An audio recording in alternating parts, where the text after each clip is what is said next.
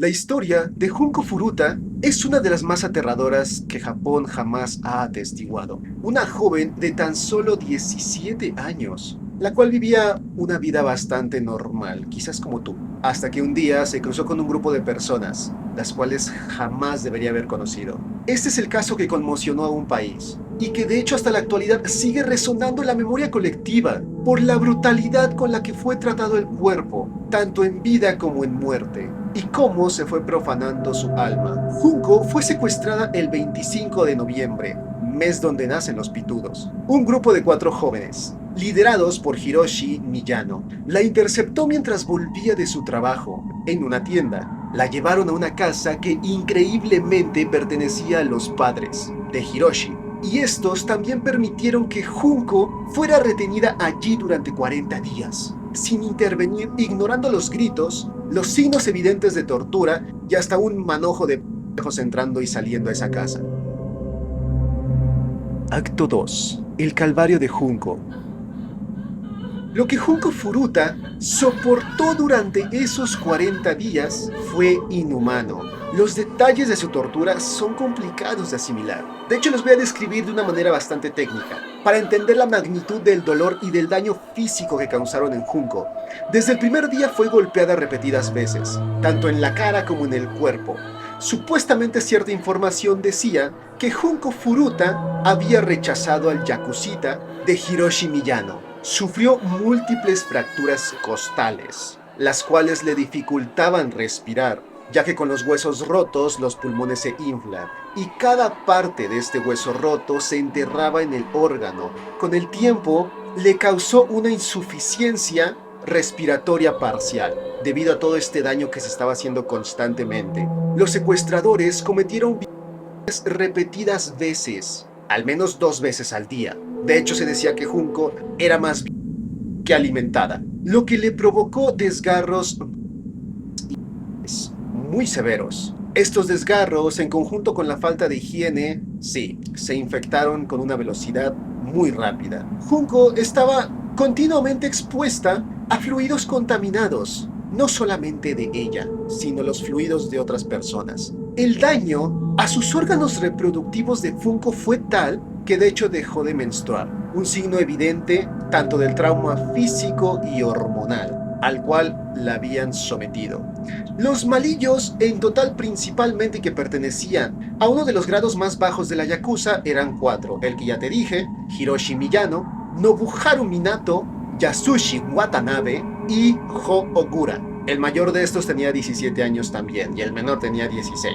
Pero no son los únicos que participaron en estas torturas, sino que estos, con tal de hacerse la famita entre sus compañeros, invitaban a otros miembros bastante bajos de la yakuza para que se unieran a las torturas. Y uno de los castigos más atroces fue la aplicación de quemaduras con cigarrillos. Esto le causó lesiones de segundo y de tercer grado a Junko por todo su cuerpo.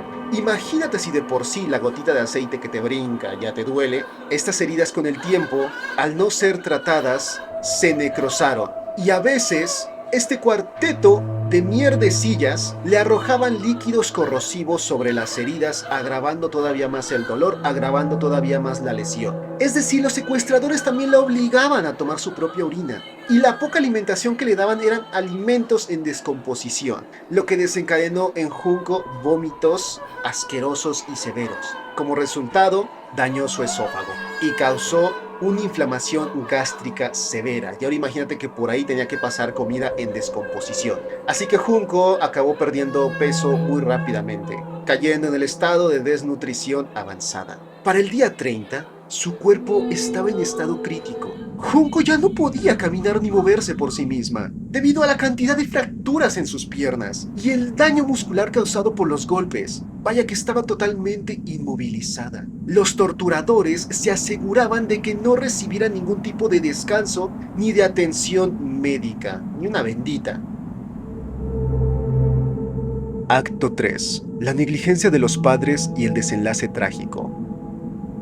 Este caso está lleno de cosas sorprendentes, impresionantes y de una maldad y negligencia estúpidamente alta. No solamente la crueldad de los secuestradores, sino la negligencia de los propios padres de Hiroshi Miyano, que no pertenecían a ningún tipo de grupillo. Ellos sabían perfectamente lo que ocurría en esa casa. Vivían allí, escuchaban los gritos, dormían mientras escuchaban los llantos de Junko Furuta al otro lado de la habitación. Veían el estado de la chica y aún así ninguno de ellos se atrevía a hacer nada. Permitieron que la violencia a esta chica continuara y se agravara. En serio, la participación de los padres era clave o hubiera sido clave para que Junko no hubiera sufrido todo este infierno. O sea, quiero decir, si tú fueras padre o fueras madre y te das cuenta que en tu propia casa, tu hijo junto con sus amiguitos mete una chica a la cual, no por 40 días, siquiera por un solo día, le empiezan a torturar, yo te prometo que ni aunque fuera mi propio hijo, yo permitiría que eso pase.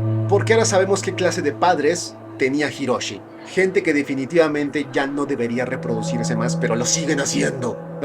Namaste. Finalmente, el 4 de enero de 1989, Junko Furuta, como regalo de Reyes, falleció. Su cuerpo ya no resistió más. Las múltiples infecciones, el trauma corporal masivo tanto externo como interno y el agotamiento físico la llevaron a un paro múltiple de sus órganos. Vaya, el cuerpo era irreconocible. Supuestamente, los últimos momentos de Junko Furuta fueron a resultado de que uno de estos chiquillos malos tiró gasolina en una de las piernas de Junko Furuta y esta empezó a convulsionar. Entonces, a partir de aquí, más todo el fallo que ya tenía en su cuerpo, resolvieron en que Junko Furuta ya no pudo resistir más y murió. Después de su muerte, inteligentemente como streamer de la velada del año, solamente les dio el IQ para pensar en que era una buena idea envolver el cuerpo en una manta y meterla en un barril.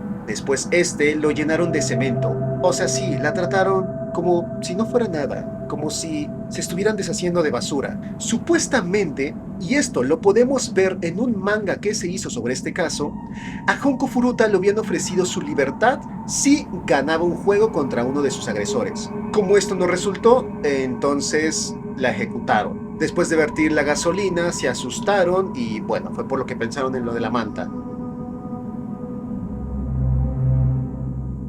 Acto 4. Los monstruos y el juicio.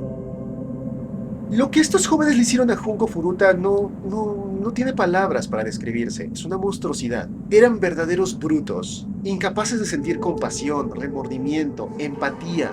Ni siquiera sentían culpabilidad por sus acciones. Cuando fueron arrestados, porque fueron arrestados, se descubrió que varios de ellos no solo no mostraban remordimiento, sino que se jactaban de lo que habían hecho, como si fuera un logro de Xbox. Incluso se reían relatando y recordando lo que le habían hecho a Junko Furuta. Durante el juicio, muchos de los detalles más escalofriantes y perturbadores salieron a la luz, y aunque los responsables fueron condenados con condenas muy bajas, por debajo de los 20 años, jamás se hará justicia al dolor, al sufrimiento, al temor, al miedo que causaron. Ninguno de ellos recibió una condena de por vida, ni mucho menos la pena de muerte, que ya te digo, más que pena de muerte, hubieran recibido muerto. Y de hecho en la actualidad muchos de ellos ya están en libertad. Este caso no solo nos recuerda la capacidad del ser humano para la maldad, sino también la importancia de la intervención, los padres, los vecinos o cualquier persona que hubiera ahí actuado, incluso la gran cantidad de chicos que pasaron por ahí. Quiero decir, ninguno de ellos en algún momento dijo, oigan, no mamen, esto como que está mal. La indiferencia y la falta de acción, la crueldad de los agresores que al final le causaron la muerte. Porque recuerda que los malos ganan cuando los buenos se quedan callados. Con permisito. Por cierto, quiero mandarle un agradecimiento a todos los que me acompañaron en vivo y que me ayudaron a completar esta información. Gracias, guapos.